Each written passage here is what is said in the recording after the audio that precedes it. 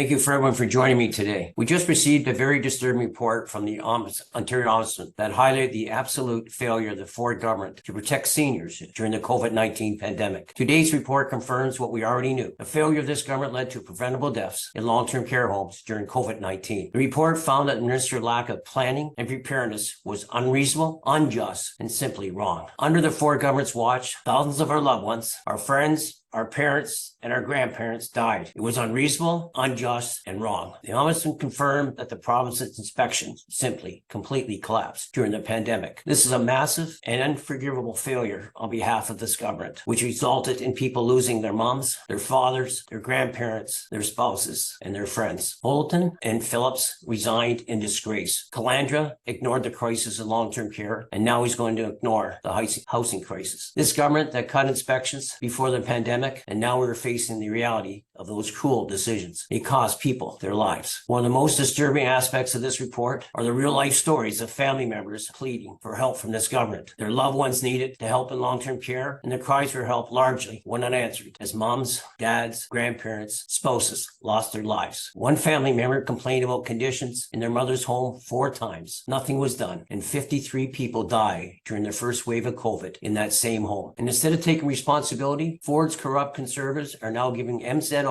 to some of the private long-term care operators like Southbridge, which runs Orchard Villa, with the worst record of deaths in their homes. It's shameful and it's cruel what happened in our long-term care homes. We need to fix the long-term system once and for all, to put people before profit, care before profit. And there needs to be immediate consequences because our loved ones deserve so much better than this. More enforcement. Government needs to increase fines, do more inspections, including surprise inspections, and stop blaming the workers. They're understaffed. They're under-resourced. They're underpaid. And you know what? I've always said when I've gone into long-term care homes that they love their patients, that they care for every day, sometimes as much as their family. So stop blaming the workers. Private homes who have terrible track records shouldn't get new 30-year contracts from this government. Hi, Wayne. Hi, how are you? Not too bad. Sorry, I got a little emotional there, but So we asked the Ombudsman about the impact that the cuts to inspections may or may not have had on this whole situation, and he kind of sidestepped that question, saying that the inspection system was under stress for quite some time before that as well, and that he noted that the government has already been hiring more inspectors. What do you make of that? Is he protecting the government? What do you make of what he's saying? I'm not going to speak on behalf of the Ombudsman, but let's be clear. The responsibility lies with the government. It will belong to the minister that was handling this file. And they could have done more.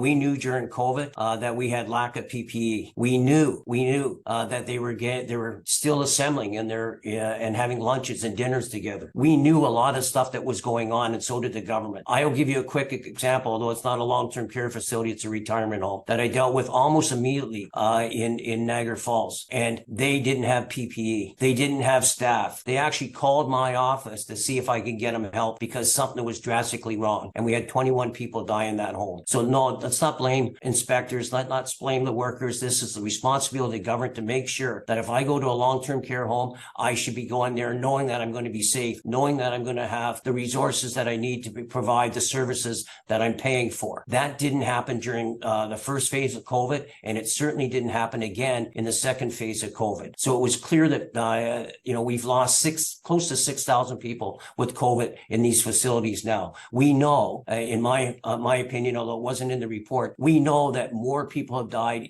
for private homes than in publicly funded homes. We know that it's around 70% different. So the responsibility isn't on the workers. It isn't on the inspectors. Should we do more inspection? Should we put more resources into inspection, making sure that they're properly funded and we have enough inspection? That is certainly one of the things that I already read out that we could do better, but it's a responsibility of the government. And it showed how bad they allowed it to get when we brought in the military to take care of homes. And that's really what really exploded this whole issue of people dying in long-term care. Are you reassured at all by the fact that the government has accepted all of the recommendations that the Ombudsman has put forward? I appreciate Ombudsman's report, but the track record of this government has not been very good in long-term care. And if you take a look at, they've had the report for a while now. They have already, and I've already said this in my statement, they are already issuing, and to yourself, they're already issuing new 30-year contracts to the very same homes that they had terrible track records, where we know that they had multiple deaths, including the one that the military was called in, where they found our seniors are dying from dehydration. Do I have a lot of confidence in the government to fix the long-term care file? We've had 4, and I've been the long-term care critic for quite a while now.